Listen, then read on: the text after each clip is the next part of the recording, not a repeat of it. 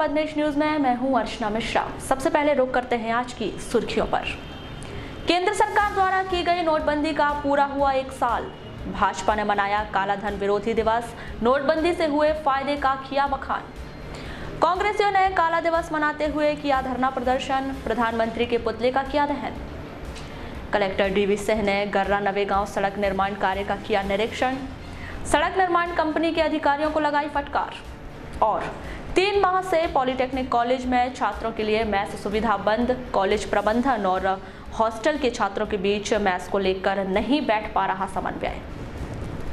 और अब समाचार विस्तार से। प्रधानमंत्री नरेंद्र मोदी द्वारा भ्रष्टाचार, आतंकवाद और नक्सलवाद को जड़ से उखाड़ फेंकने के लिए 1 वर्ष पहले सरकारी तंत्र के माध्यम से देश में नोटबंदी लागू किए जाने को लेकर भाजपा ने बुधवार को इस दिन को काला धन विरोधी दिवस के तौर पर मनाया। इस अवसर पर जिला भाजपा कार्यालय से एक विशाल रैली कैबिनेट मंत्री गौरीशंकर बिसेन के नेतृत्व में निकाली गई, जिसमें सांसद बोध सिंह भगत, भाजपा महिला मोर्चा की प्रदेश अध्यक्ष लता एलकर, भाजपा जिला अध्यक्ष रमेश रंगलानी, जिला सहकारी बैंक के अध्यक्ष राजकुमार रायजादा, पूर्व विधायक भगत नेताम सहित पार्टी के तमाम पदाधिकारी और कार्यकर्ता शामिल हुए। यह रैली नगर के प्रमुख चौक चौराहों का भ्रमण करते हुए हनुमान चौक पहुंचकर आम सभा में तब्दील हो गई।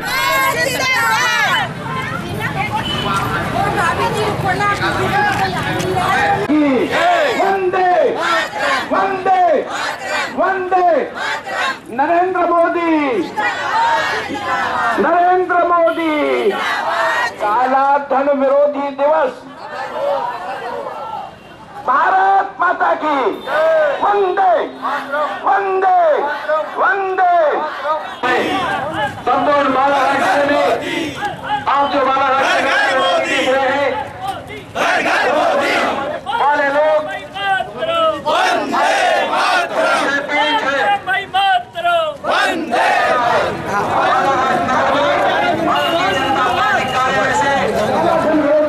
मनाने के लिए हम सभी निकले हैं।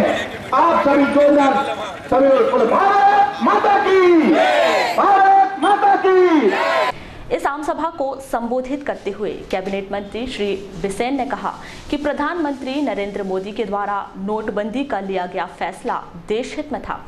भ्रष्टाचार के खिलाफ लड़ा जाने वाला यह खुला युद्ध है। भारत माता को वैभवशाली बनाने का कार्य हुआ है। आज लोगों के मन में कई तरह के प्रश्न रहते हैं, उनका समाधान भारतीय जनता पार्टी के कार्यकर्ता के मानव पटल को होना चाहिए। मित्रों, ये निर्वाह सत्य है कि भ्रष्टाचार के खिलाफ यदि किसी प्रधानमंत्री ने देश में युद्ध लड़ा, हमारे यशस्वी प्रधानमंत्री नरेंद्र मोदी जी ने लड़ा है। ये भ्रष्टाचार के खिलाफ लड़ा जाने वाला खुला युद्ध है। और जब कोई व्यक्ति युद्ध के मैदान, यदि किसी प्रधानमंत्री ने देश में युद्ध लड़ा, हमारे यशस्वी प्रधानमंत्री नरेंद्र मोदी जी ने लड़ा है। ये भ्रष्टाचार के खिलाफ लड़ा जाने वाला खुला युद्ध है। और जब कोई व्यक्ति युद्ध के मैदान में होता है तो दाएं बाएं देखता, सामने वाले को वो नाकाम करना चाहता है, उसको समाप्त करना चाहता है।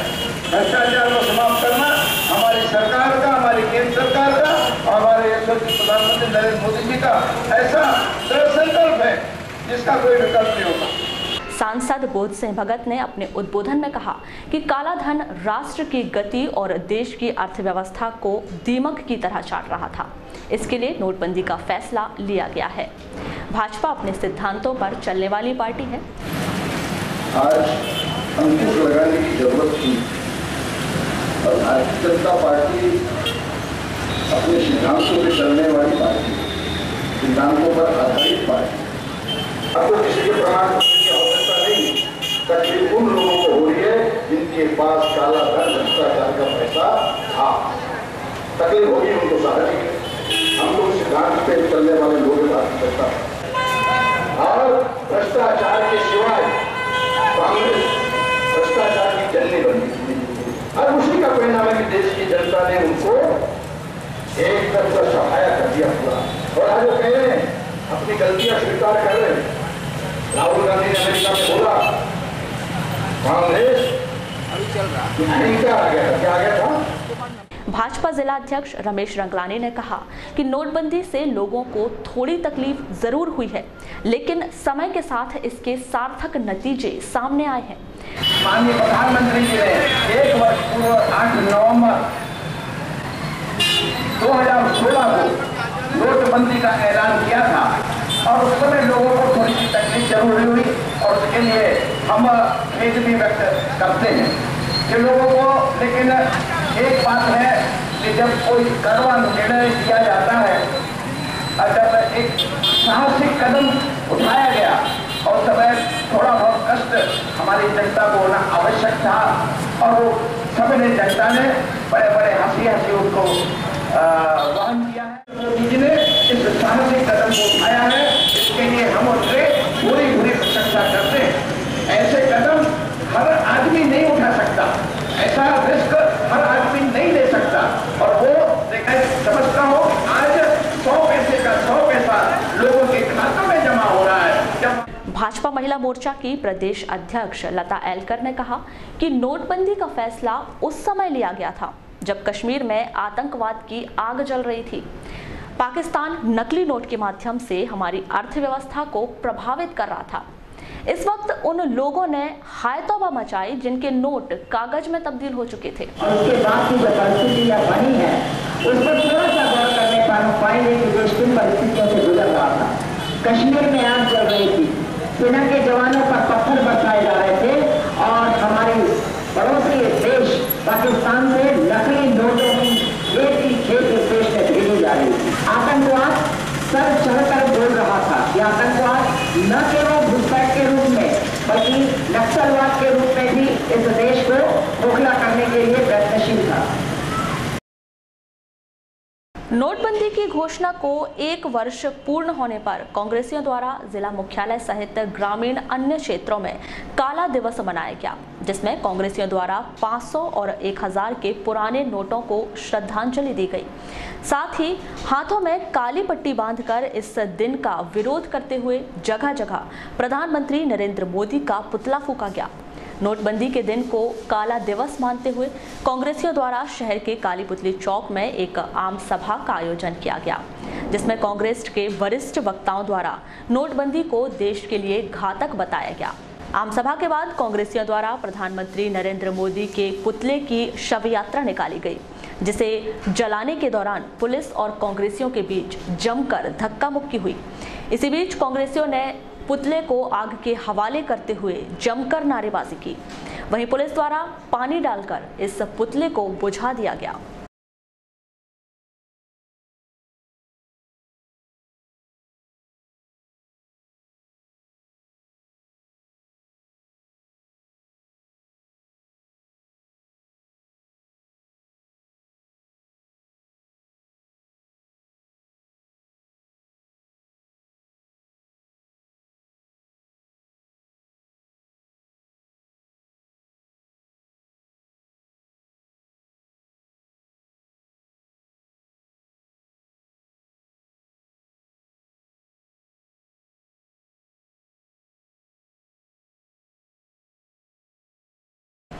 जिला कांग्रेस अध्यक्ष प्रदीप जायसवाल ने चर्चा के दौरान बताया कि नोटबंदी के चलते देश की विकास दर 8% से 5% पर आ गई है, जिसके लिए उन्होंने प्रधानमंत्री नरेंद्र मोदी को जिम्मेदार ठहराया। साथ ही केंद्र व राज्य सरकार द्वारा चलाई जा रही सभी योजनाओं को फ्लॉप बताया है। काला दिवस जो मनाया गया कुल मिला के ये देश की जनता पिछले 8 नवंबर को नोटबंदी के बाद से आज 1 साल में जिस प्रकार से देश की आर्थिक स्थिति खराब हुई है, और देश की आर्थिक स्थिति खराब मतलब किसानों की स्थिति खराब, व्यापारियों की स्थिति खराब, युवाओं की स्थिति खराब, महिलाओं की पूरी जनता की स्थिति खराब हुई। और यही कारण है कि देश की विकास दर जो कांग्रेस के समय 8% हुआ करती थी आज 5.5% पे आ रही है। इतना गिरावट आना मतलब देश पीछे जा रहा है, विकास के रुक गई है और इसके कारण पूरा आर्थिक रूप से देश टूट चुका है। दिवाली में आप सबने देखा 40% इसमें गिरावट आई। ये जो आंकड़े बता रहे हैं रियल एस्टेट का पूरा मार्केट पूरा भट्टा बढ़ गया है और हर प्रदेश की राजस्व आय इसमें कमज़ोर हो गई, जो कि लोगों के हाथ में पैसा नहीं था। नोटबंदी से सिर्फ नुकसान के अलावा फायदा कुछ भी नहीं था। मेरा कहना है विकासशील देशों में पहले भारत पहले नंबर पे था, आज विकासशील देश सूची में 10वें 11वें नंबर पे चला गया। और ये जो बता रहे विदेशी निवेश, इतना घूम के आ रहे शिवराज चौहान, नरेंद्र मोदी, ये बताया तो विदेशी निवेश कहाँ पर आया? कोई विदेशी निवेश नहीं आया। और आज तक 1 साल में ये नहीं बता पाया कि काला धन इन्हें कितना पकड़े। आज तक इसका आंकड़ा हमारे पास नहीं आया। काला धन कुछ भी नहीं मिला। बता रहे थे आतंकवाद की घटना रुक जाएगी। आप सब जानते हैं आतंकवाद की घटना 10 साल में कांग्रेस के टाइम जितने सैनिक मारे गए उससे 4 गुना ज़्यादा सैनिक 3 सालों में मारे गए। नकली नोट भी आ गए। तो ये सब आंकड़े सारे झूठे साबित हुए। और जो कैशलेस उन्होंने रहा है, आप सब देख रहे हैं, कैशलेस भी पूरा फ्लॉप हो गया है। कैशलेस का सबसे ज़्यादा दुष्परिणाम कांग्रेसियों द्वारा मनाए गए इस काले दिवस पर चर्चा करते हुए ब्लॉक कांग्रेस अध्यक्ष श्याम पंजवानी ने नोटबंदी को विश्व का सबसे बड़ा घोटाला बताया। बताएंगे भैया तो आज कांग्रेस पार्टी द्वारा पूरे देश भर काला दिवस के रूप में मनाया जा रहा है 8 नवंबर को। काला दिवस मनाने का हमारा मेन उद्देश्य है कि भारतीय जनता पार्टी के प्रधानमंत्री, मैं फिर से बोल रहा हूँ, भारतीय जनता पार्टी के प्रधानमंत्री द्वारा बड़े बड़े वादे किए गए कि देश की जनता को ये फायदा होगा, वो फायदा होगा, काला धन आएगा, भ्रष्टाचार आएगा, 15 लाख रुपए खाते में आएगा। निश्चित तौर पर फायदा हुआ, लेकिन किनको हुआ? भारतीय जनता पार्टी के लोगों को। 50,000 रुपए से कंपनी स्टार्ट होती है और 80 करोड़ में जाके पहुंचती है। ये काले धन को सफेद धन करने का एक संगठित भ्रष्टाचार के रूप में सामने आएगा। निश्चित तौर पर अगर कांग्रेस की गवर्नमेंट आएगी तो मेरा कहने का है कि पूरे विश्व में सबसे बड़ा घोटाला ये नोटबंदी माना जाएगा। मेरा सीधा सीधा आरोप है, ये जो नोटबंदी का फैसला लिया गया केवल और केवल काले धन को सफेद धन में निपटाने के चक्कर में, वो भी भारतीय जनता पार्टी के जो उद्योगपति हैं उनको फायदा पहुंचाने के लिए किया गया है। और हमारे सरकार बनने पर अगर इसकी जांच करवाएंगे तो पूरे विश्व का, मैं पुनः कर रहा हूं, पूरे विश्व का सबसे बड़ा घोटाला माना जाएगा। वहीं कांग्रेस सेवा दल अध्यक्ष अनुराग चतुर्मोहता ने चर्चा के दौरान बताया कि नोटबंदी के चलते देश की विकास गति सड़क पर आ गई है। आज नरेंद्र मोदी का पुतला दहन किया गया है, जो देश के प्रधानमंत्री हैं। साथ ही साथ ये पुतला दहन करने का एक विषय यह है कि बीजेपी इसे उत्सव दिवस के रूप में मना रही है। उत्सव दिवस इसलिए है क्योंकि 8 नवंबर 2016 को जिस दिन नोटबंदी का ऐलान किया गया, उसके एक रात पूर्व पूरे प्रदेश के, पूरे देश के बीजेपी के आला नेताओं के पैसों को बैंकों में जमा करके उन्हें सफेद कर दिया गया। उनके लिए जश्न का माहौल वाजिब है। इसलिए वाजिब है कि उन्हें, जिन गरीबों को जैसे छोटी छोटी परेशानियों का सामना करना पड़ा, जिन महिलाओं की जमा पूंजी पूरी की पूरी बाहर निकल गई, उनके दिल की पीड़ा को ये लोग नहीं समझ सकते। 150 से ज़्यादा लोगों को शहादत मिली इस नोटबंदी के, इनके उल जलूल फैसले से। मैं ये कहना चाहता हूँ कि नरेंद्र मोदी और उनकी पूरी सरकार के मंत्रियों को शर्मसार होना चाहिए इस बात पे कि देश को उनने विकास की गति से हटाकर रोड पर लाकर खड़ा कर दिया। वारासिवनी में भी ब्लॉक नगर जनसंपर्क कार्यालय में कांग्रेसियों द्वारा 8 नवंबर को काला दिवस मनाया गया। जिला कांग्रेस कमेटी के अध्यक्ष प्रदीप जायसवाल और नगरपालिका अध्यक्ष विवेक पटेल की प्रमुख उपस्थिति में हुए इस काला दिवस कार्यक्रम के दौरान कांग्रेसियों ने नोटबंदी पर भाजपा सरकार की जमकर आलोचना की। इस धरना प्रदर्शन के बाद कांग्रेस कार्यालय से रैली निकाली गई और जय स्तंभ चौक पहुंचकर नोटबंदी के मृतकों की आत्मा की शांति के लिए मोमबत्ती जलाकर मौन धारण किया गया। क्योंकि हम सब इस बात को जानते हैं, हम एक परिवार में रहते हैं। जब हम कोई निर्णय लेते हैं या कोई योजना बनाते हैं तो उसकी सबसे पहले घर परिवार में चर्चा करते हैं। समाज में अगर कोई निर्णय लेते हैं तो समाज के ही ये निर्णय ले लिया और अचानक ही रात 8 बजे उन्होंने नोटबंदी की घोषणा की और प्रेस कॉन्फ्रेंस के माध्यम से सारे देश में सबसे अगर गहरा असर, सबसे ज्यादा नुकसान अगर किसी को हुआ है तो वो है हमारा किसान। ज्यादा नहीं बोलूंगा, आगे भी दूसरे बोला भैया जब से जीएसटी लागू हुई है तब से हमारे खिलौने दुकान में कोई किसान या कोई ग्रामीण क्षेत्र का व्यक्ति खिलौने लेना। नोटबंदी से क्या हुआ? नोटबंदी से क्या हुआ?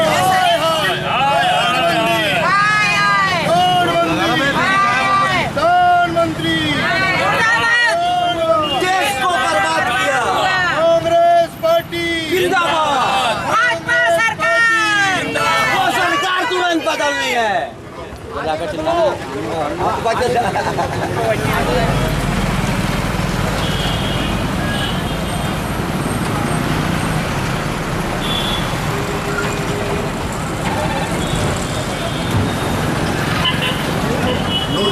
की घोषणा कर दी और उन्होंने कहा था टीवी में आके कि मुझे सिर्फ 50 दिन दिए, 50 दिन बाद देश की जनता जिस भी चौक पर बताएगी मैं उस चौक पे आऊंगा, जवाब दूंगा।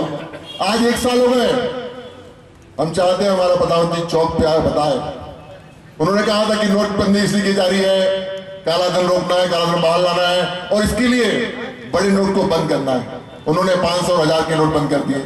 आज उनका नेता कोई भी छोटा से बड़ा, हमारा प्रधानमंत्री या वित्त मंत्री ये नहीं बता पाएगा कि उन्होंने 500-1000 नोट तो बंद किए पर 2000 का नोट क्यों चालू किए। आज तक कोई नेता बता नहीं पाएगा। आज 1 साल हो चुके हैं क्योंकि काला धन को लेकर उन्होंने ये नोटबंदी की थी। आज तक 1 साल होने पर भी हमारे प्रधानमंत्री या हमारे वित्त मंत्री ये नहीं बता पाएंगे कि कितना काला धन बाहर आया। लोगों को ये बताया गया, छोटे लोगों को, कि बड़े लोगों का काला धन निकाला जा रहा है, इस नोटबंदी की गई। छोटे लोग बड़ा खुशी थी कि बड़े लोगों का पैसा निकल रहा है, उनका जमा पैसा निकल रहा है। पर आज तक वाराणसी से लेकर दिल्ली, बॉम्बे की किसी बैंक की लाइन में आपको कोई बड़ा उद्योगपति, कोई बड़ा नेता या कोई व्यापारी दिखा होता हो। सिर्फ छोटे लोग घंटों लाइन में खड़े रहे हैं। 100 से ज्यादा लोग मर गए। किसी गरीब का बच्चा बीमार था, कोई माँ बाप बीमार थे, 2000-3000 की जरूरत थी, उसके बाद नकदी नहीं थी। ऐसी स्थिति में कई लोग मर गए। कई किसान, हमारे किसान नेता ने बताया, गोकुल भैया मुझे ने उस समय धान की फसल आई थी, नहीं आई थी, लोगों को, किसानों को एक दिन नगद पैसे नहीं मिले। उन्होंने कहा था कि इस नोटबंदी से आतंकवाद खत्म होगा, नक्सलवाद खत्म होगा, भ्रष्टाचार खत्म होगा। कुछ नहीं हुआ, कुछ भी नहीं हुआ। कलेक्टर डीवी सिंह ने बुधवार को गर्रा नवेगांव सड़क निर्माण कार्य का निरीक्षण किया। कलेक्टर श्री सिंह ने सड़क निर्माण कंपनी के वर्तमान कार्य पर नाराजगी जताते हुए निर्माण कार्य को असंतोषजनक बताया। उन्होंने कंपनी के अधिकारियों को निर्देश दिए कि सड़क निर्माण कार्य उचित गुणवत्ता वाला होना चाहिए और सड़क निर्माण कार्य जल्द करने के लिए भी निर्देश दिए। 59 है सर। कितनी बन गई? इसमें से अपनी ये restriction sir, 4 work in progress है सर। टोटल एचपीसी है 29। मतलब 4 वर्क इन प्रोग्रेस है। हाँ सर। कब तक बनेंगी ये? सर ये नेक्स्ट 3 मंथ्स में कंप्लीट होंगे। अच्छा, और आगे? पाइप कल्वर्ट्स है सर 29, जिसमें से 28 कंप्लीट हो गए हैं। रिकंस्ट्रक्शन करने थे 12, उसमें से 5 कंप्लीट हो गए, 7 बचे हुए हैं। तो जो अर्थवर्क वाले सेक्शन है सर उसी में बचे हुए हैं। बॉक्स कल्वर्ट सर इसमें से 11 बनाने 11 बनाने मुझे मालूम है, लेकिन अब ठीक है। अब आज की स्थिति में ये तो नए हैं ना, अब पुराने ने जो किया सो किया, वो कहानी मतलब रात गई बात गई, खत्म हो गई। अब आज अपन आप काम कर रहे हैं तो करना पड़ेगा, लेकिन आपको availability of man power, availability of machinery, वो एक जगह फोकस करना पड़ेगा। अब ऐसा नहीं कि एक डंपर यहाँ लगा दिए, एक डंपर वहाँ लगा दिए, 2 आदमी वहाँ लगा दिए, 1 आदमी यहाँ लगा दिए, कभी नहीं करता। वो फिनिश प्रोडक्ट रहता है डामर। रोडों का आज एक्चुअली हम MPRDC के अधिकारियों के साथ और कंट्रैक्टर के साथ आज निरीक्षण कर रहे हैं जी। यहाँ काम की प्रगति संतोषजनक नहीं है जी। जिस गति से काम होना चाहिए, काम तो चल रहा है लेकिन वो स्पीड नहीं है सर। तो इनकी क्या समस्याएं हैं, काम क्यों नहीं कर पा रहे हैं जी, उसको हम मौके पे देख भी रहे हैं और कटंगी में हम इनके साथ एक मीटिंग भी करेंगे जी। बेसिक जो इनकी प्रॉब्लम आ रही है वो है मेटल की जी। अच्छी क्वालिटी का मेटल चूँकि बालाघाट ज़िले में है नहीं, तो इनको सिवनी से मेटल कैरी करना है जी। तो इनको बोला गया है कि अलग से ट्रांसपोर्टर लगाएं और 30-35 ट्रकों को लगा करके जी जहाँ अच्छी क्वालिटी का मेटल है उसको लाएं और उसका कलेक्शन करें जी। तो कुल मिला के ये है कि जहाँ जहाँ एक पोर्शन में जहाँ काम कंप्लीट होता जाए उसको डामर करते चलें, उसके बाद GSB करें, फिर उसको डामर करें जी। और सितंबर 2018 तक का इनका टारगेट है इस सड़क को बनाने का। तो उसमें हमने इनको ये कहा है कि आप डेली बेसिस पे आप अपना वर्क प्लान बनाइए जी जी।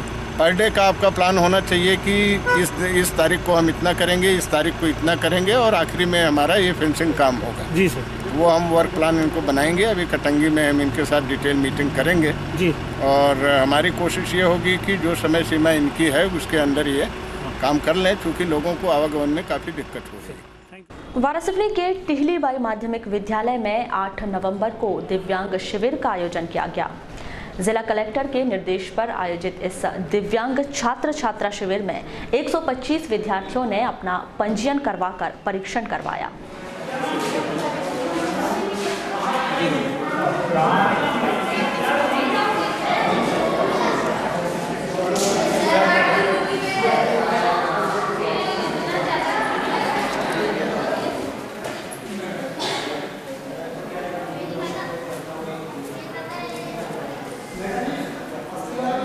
बच्चों को शिविर आयोजित किया गया है? आज यह दिव्यांग बच्चों का शिविर है और इस शिविर में कक्षा 1 से 12वीं तक के बच्चे जो है वो शामिल हुए हैं।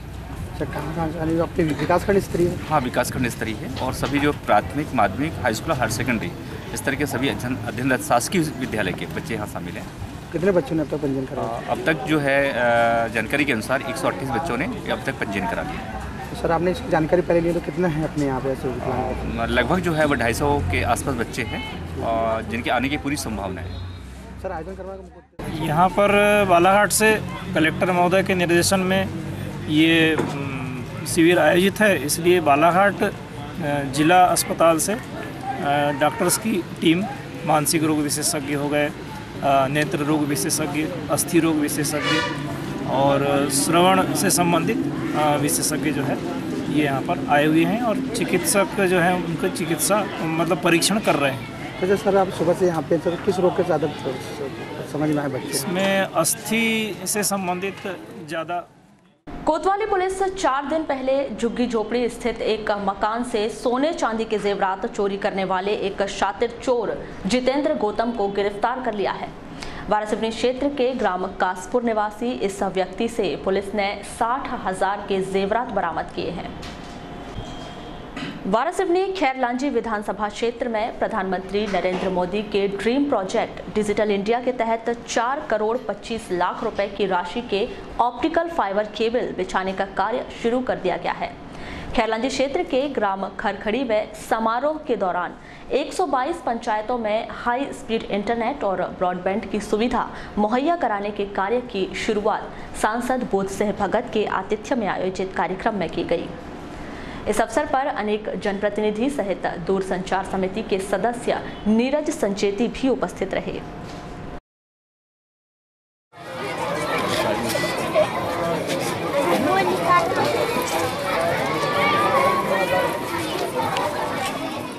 उन्होंने सही में हमारी अर्ज को स्वीकार किया और फर्स्ट फेज में ही इसको स्वीकृति प्रदान कर दी। करीब 4-5 करोड़ की लागत से ये केबल का काम शुरू होगा। मेरा ठेकेदार साहब, सहानी जी, रना जी, आप लोगों से निवेदन है कि जितने जल्दी हो सके खैरलांजी ब्लॉक को आप ये ब्रॉडबैंड सुविधाओं से पूरी 122 पंचायतों को जोड़ने के लिए जितना परिश्रम करने की आवश्यकता है उतना करें और 122 पंचायतों को हाई स्पीड ब्रॉडबैंड सुविधा से जोड़ा जाए। यही आप सबसे अपेक्षा है और साथ ही इससे पूरे पंचायतों को ब्रॉडबैंड सुविधा उपलब्ध होगी। और आज जो परेशानी है, कहीं ऑनलाइन आवेदन करना है, ऑनलाइन भी भुगतान होना है, कोई भी कार्य करने में लोगों को काफ़ी परेशानी होती है। तो नेटवर्क नहीं मिलता, उसके कारण भी परेशानी है, इंटरनेट की भी सुविधा उपलब्ध नहीं होती है। तो निश्चित ये जब केबल योजना डिजिटल इंडिया, जो उनका सपना है कि हर गांव इंटरनेट से जुड़े और गांव में रहने वाले सभी लोगों के काम गांव की पंचायत में ही हो, इसके लिए पूरे भारत में उन्होंने डिजिटल इंडिया के अंतर्गत फाइबर ऑप्टिक केबल बिछाने का कार्य कर रहे हैं। इससे आपकी पंचायत इंटरनेट से जुड़ेगी। जिला क्षत्रिय मराठा कलार समाज और सर्ववर्गीय कलार समाज द्वारा 8 नवंबर को मोती तालाब चौक पर भगवान सहस्त्रबाहु की प्रतिमा स्थापित किए जाने भूमि पूजन किया गया। इस कार्यक्रम में कृषि मंत्री गौरीशंकर बिसेन और कलार समाज के अनेक पदाधिकारी उपस्थित रहे। आज कलार समाज बालाघाट द्वारा भूमि पूजन का कार्यक्रम रखा गया है, जिसमें हमारे प्रदेश के कैबिनेट मंत्री श्री गौरीशंकर जी बिसेन, नगर पालिका अध्यक्ष अनिल दुआरे, इनके हस्ते आज भूमि पूजन किया गया है। यह चौक जो है सहस्त्रबाहु चौक के नाम से जाना जाएगा आज से, और इसमें बहुत जल्दी अष्ट धातु की सहस्त्रबाहु भगवान की मूर्ति 7 फीट की लगभग है, वो यहाँ स्थापित होगी। उसी के उसमें आज ये भूमि पूजन किया गया है और यहाँ बहुत बड़ा चबूतरा, बहुत बड़ा अच्छा स्टेज बनेगा, जो यहाँ बालाघाट नगर के लिए काफ़ी अच्छा होगा। बुधवार को नगर पालिका परिषद द्वारा 5 फुटकर विक्रेताओं पर कार्रवाई की गई, जिसमें नगर पालिका के कर्मचारियों ने काली पुतली चौक स्थित एटीएम के इर्द गिर्द कपड़े की दुकान लगाने वाले 5 फुटकर विक्रेताओं का सामान जब्त कर दिया। साथ ही 5 फुटकर विक्रेताओं को जुर्माने का नोटिस भी दिया गया। नगरपालिका कर्मी इस कार्रवाई को अतिक्रमण हटाने वाली कार्रवाई बता रहे हैं। बुधवार को हुई इस कार्रवाई में नगरपालिका कर्मियों ने सड़क किनारे दुकान लगाने वाले कपड़ा विक्रेता राजू बोस, संजू रावत, मिर्जा इरशाद, तौसीफ खान और निजात का माल जब्त किया है। नगरपालिका द्वारा की गई इस कार्रवाई पर चर्चा करते हुए फुटकर कपड़ा विक्रेता तौसीफ खान ने बताया कि उन्होंने 50,000 का कर्ज लेकर कपड़े की दुकान लगाई है और उस दुकान से प्राप्त 100 रुपए की आमदनी से वे घर का पालन पोषण करते हैं, लेकिन नगरपालिका द्वारा उनकी दुकान जब्त कर ली गई है। क्या नाम है आपका? तौसीफ खान। क्या करते हैं आप? कपड़े का काम करता हूँ सर। अच्छा ये बताइए, आपने दुकान लगाई थी काली पुतली का, क्यों उठा दिया गया आपको? सर मालूम नहीं, बस जैसी पता नहीं, कोई कार्रवाई कुछ भी नहीं है। नगर पालिका से तो बहुत दूर है सर, और ना कोई परेशानी है ना कुछ है, एकदम हटके है। अच्छा ये साहब का कहना है कि आप लोगों को नोटिस दिया गया था, तो सर ये काय का नोटिस है, मेरे को समझ में नहीं आ रहा। ना नगर पालिका से बहुत दूर है या है, बहुत दूर है और कुछ भी नहीं है, यानी नगर पालिका कोई टेंशन भी नहीं है। इस पूरे मामले पर की गई चर्चा के दौरान मुख्य नगर पालिका अधिकारी गजानन नाफड़े ने बताया कि उक्त मार्ग पर एक्सीडेंट होने का खतरा बढ़ गया था, जिसके चलते मार्ग को अतिक्रमण मुक्त कर दिया गया है। फुटकर व्यवसायियों की आप लोगों ने दुकानें जब्त की है, सर क्या मामला है ये पूरा? ये क्या है, रास्ते का आवागमन बिल्कुल ठप हो जाता है। जैसे भी काली पुतली पे भी देखो कि चारों तरफ से लोगों ने बिल्कुल उनको कल भी मना कर दिया था कि दुकान ना लगाएं, तो भी उन्होंने दुकानें लगाई, तो फिर आवागमन अस्त व्यस्त हो जाता है, जिससे एक्सीडेंट होने की क्षमता ये हो जाती है, बढ़ जाती। तो इसलिए भी कुछ लोगों के खिलाफ कार्रवाई की है, जब्ती की है। आदर्श ग्राम पंचायत भरवेली में भी कांग्रेसियों द्वारा 8 नवंबर को काला दिवस मनाया गया, जिसमें एक आम सभा का आयोजन कर कांग्रेसियों ने प्रधानमंत्री नरेंद्र मोदी के नोटबंदी वाले फैसले की जमकर निंदा की। भरवेली की आम सभा में भी कांग्रेसी हाथों में काली पट्टी बांधे विरोध करते नजर आए। भरवेली में कर्मचारियों द्वारा मनाए जा रहे काले दिवस पर आयोजित आम सभा को संबोधित करते हुए परसवाड़ा विधानसभा अध्यक्ष प्रशांत मोहारे ने कहा कि सरकार विकास के नाम पर विदेशों से कर्ज लेकर देश की जनता को कर्जदार बना रही है। वहीं जनपद सदस्य भुरू पटेल ने अपने उद्बोधन में नोटबंदी को सबसे बड़ी डकैती करार दिया है। इसके अलावा ग्रामीण ब्लॉक अध्यक्ष नवीन चौधरी ने अपने उद्बोधन में नोटबंदी, खैरी कांड, अच्छे दिन सहित अन्य मुद्दे शामिल करते हुए बीजेपी सरकार और उनके मंत्रियों की जमकर निंदा की। आयोजित इस आम सभा के बाद कांग्रेसियों ने बीच सड़क में लाकर प्रधानमंत्री नरेंद्र मोदी का पुतला फूंका, साथ ही बीजेपी के खिलाफ जमकर नारेबाजी की। आंदोलन करता है किसान, जब मध्य प्रदेश में आंदोलन करता है तो उन किसानों पर भारतीय जनता पार्टी की सरकार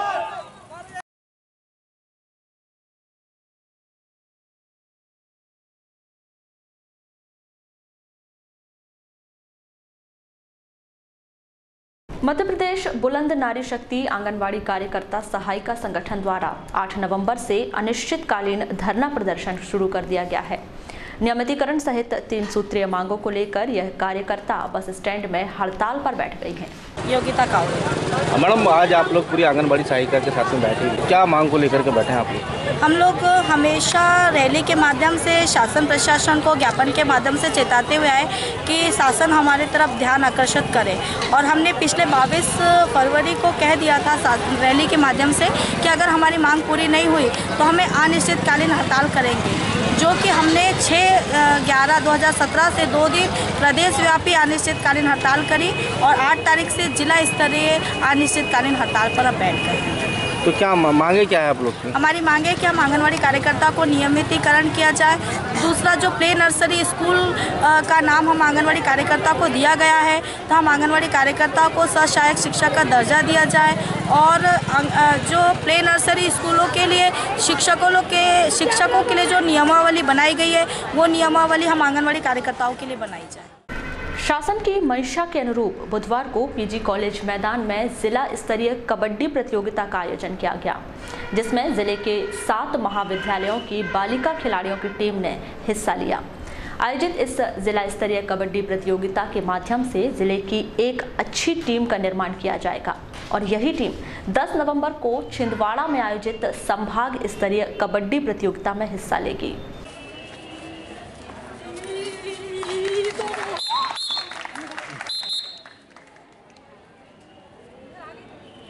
इधर बैठो आप लोग, इधर बैठो। पीछे पीछे ग्राउंड के बाहर पीछे बैठो ना बेटा।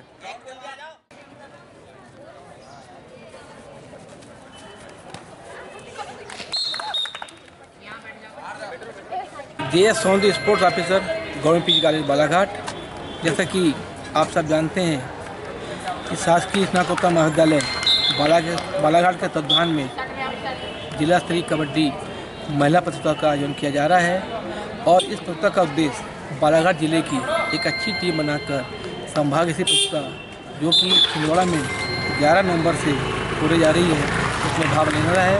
और बड़े ही सौभाग्य की बात है कि बालाघाट स्नातकोत्तर महाविद्यालय बालाघाट को स्टेट टूर्नामेंट कबड्डी महिला का यहाँ दिया गया है, जो कि जनवरी के फर्स्ट वीक में यहाँ आयोजित किया जाएगा और निश्चित तौर पर यह प्रतियोगिता मैट पे खेली जाएगी।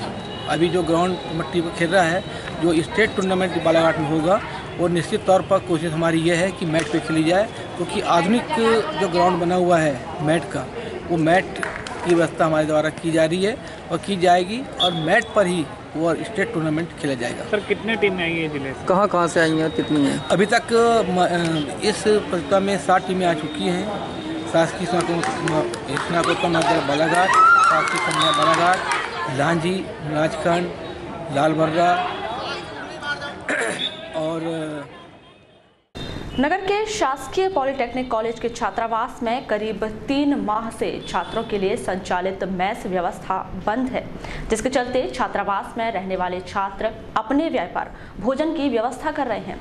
भोजन के लिए मेस व्यवस्था करना वैसे तो कॉलेज प्रबंधन की जिम्मेदारी है, लेकिन कॉलेज प्रबंधन और छात्रों के बीच सामंजस्य ना बैठ पाने के कारण छात्र मेस व्यवस्था को पुनः शुरू किए जाने के पक्ष में नहीं है।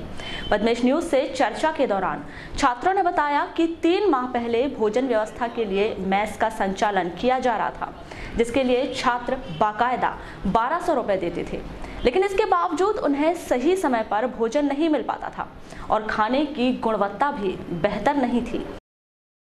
तो वो उनके रेट क्या चल रहे हैं? आप तो बाजार का सर्वे करिए, मेरे ख्याल से 1600-1800 ऐसा चल रहा है सब जगह।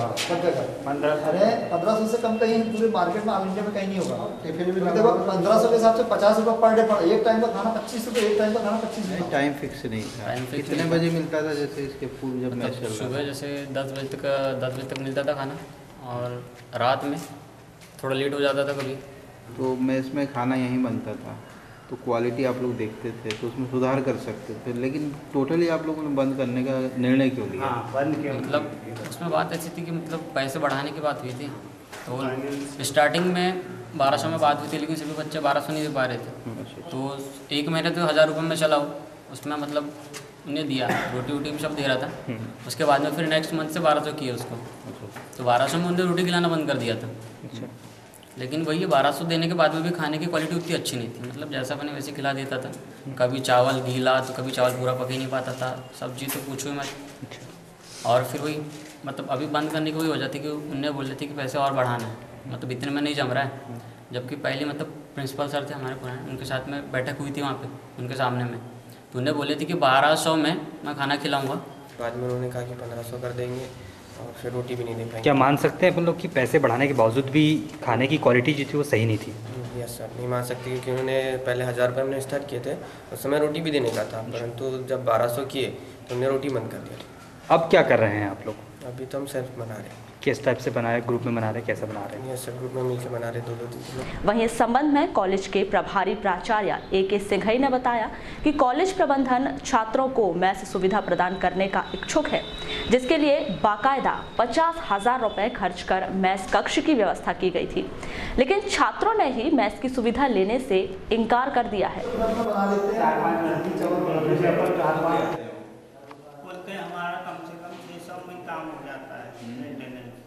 1200 क्यों फंसा है, ऐसी सोच है। नहीं सर, जैसे छात्रों का कहना है कि जो उनको 1200 में जो भोजन दिया जाता है, कभी रोटी नहीं दी जाती थी और कभी जो खाने की गुणवत्ता जो है वो सही नहीं रहती थी, तो क्या ऐसा नहीं हो सकता कि उसमें सुधारात्मक प्रयास करते हुए मेस चालू किया जाए?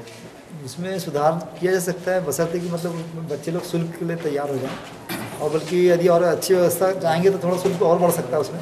अच्छा, कहीं नियम में ऐसा है कि छात्र अपने कमरे में खाना बना सकते हैं मेस के? बना सकते हैं, कोई दिक्कत नहीं है, बशर्ते कि वो बिजली वगैरह का उपयोग ना करे तो बना सकते हैं कमरे में, कोई दिक्कत नहीं है, अपने कमरे में बना सकते हैं, बस वो माने बिजली का ना उपयोग करें, हीटर का, क्योंकि हीटर के कारण पूरी वायरिंग जलती है हॉस्टल की, और दूसरा साथ साथ बिजली बिल भी पड़ता है जो कि बर्डन पड़ता है शासन। सर, मेस प्रक्रिया लागू करने में किन किन बिंदुओं का ध्यान रखा जाता है? कि नहीं दी जा सकती? दी जा सकती थी, व्यवस्था थी पहले।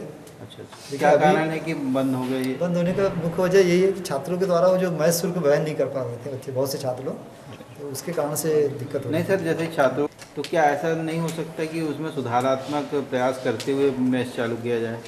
इसमें सुधार किया जा सकता है, बशर्ते कि मतलब बच्चे लोग शुल्क के लिए तैयार हो जाएं, और बल्कि यदि और अच्छी व्यवस्था चाहेंगे तो थोड़ा शुल्क और बढ़ सकता है उसमें। अच्छा, कहीं नियम में ऐसा है कि छात्र अपने कमरे में खाना बना? वहीं मुख्य अतिथि के तौर पर बैठक में उपस्थित जिला पंचायत अध्यक्ष रेखा बिसेन ने आशा कार्यकर्ताओं को मुख्यमंत्री से मिलाने का आश्वासन दिया।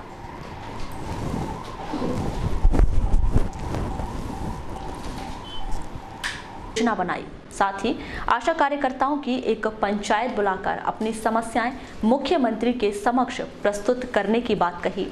आयोजित इस बैठक में मुख्य अतिथि के तौर पर जिला पंचायत अध्यक्ष श्रीमती रेखा बिसेन को बुलाया गया था, जिन्होंने 15 नवंबर को लांजी में मुख्यमंत्री से आशा कार्यकर्ताओं की भेंट कराने का आश्वासन दिया।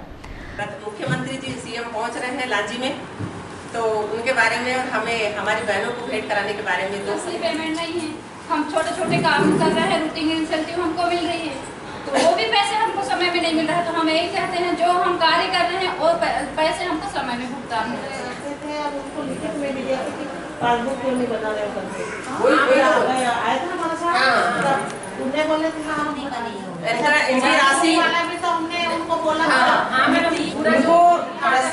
बुलवाने वाली जो प्रोसेस होती है, पूरे डॉक्यूमेंट ले तो लिए और लेकर के बना के रख नहीं हम लोग अभी बैंक में मैनेजर से बात की तो उन्होंने बोले। आयोजित इस बैठक के संदर्भ में की गई चर्चा के दौरान मध्य प्रदेश स्वास्थ्य आशा कार्यकर्ता संघ की जिला अध्यक्ष श्रीमती सुशीला भट्टी ने बताया कि सरकार द्वारा 18 दिसंबर से 18 जनवरी तक दस्तक अभियान चलाया जाना है, जिसमें सरकार आशा कार्यकर्ताओं से निःशुल्क काम करवाती है। साथ ही आशा कार्यकर्ताओं और आशा सहयोगिनी सरकार द्वारा एक मुश्त की जगह किश्तों में राशि का भुगतान किया जाता है। आज की बैठक है कि हमारी आशा कार्यकर्ता और आशा सहयोगिनी जो प्रशासन हमको स्वास्थ्य के रूप में गांव में मतलब आशा कार्यकर्ता रूप में नियुक्ति की गई है, तो हमको जो राशि दी जाती है, जो छोटे छोटे रूप में राशि दी जाती है, उस राशि को एकत्रित करके एक हमको मानदेयधारी बना दिया जाए, या फिर हमको जो सम्मानजनक मानदेय के रूप में राशि दी जाए। वहीं मुख्य अतिथि के तौर पर बैठक में उपस्थित जिला पंचायत अध्यक्ष रेखा बिसेन ने आशा कार्यकर्ताओं को मुख्यमंत्री से मिलाने का आश्वासन दिया।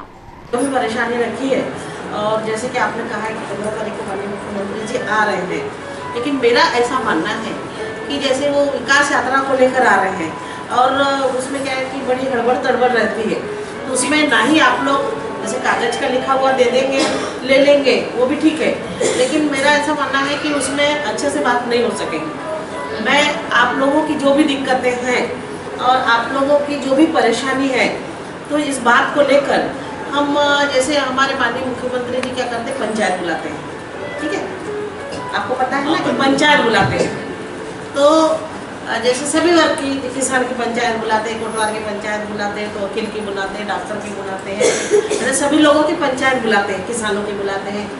तो मैं अपने आपके तरफ से माननीय मुख्यमंत्री जी को जब यहाँ आएंगे तो मैं उनसे ये बात कहूँगी कि आप एक बार आशा कार्यकर्ता की पंचायत बुला दें।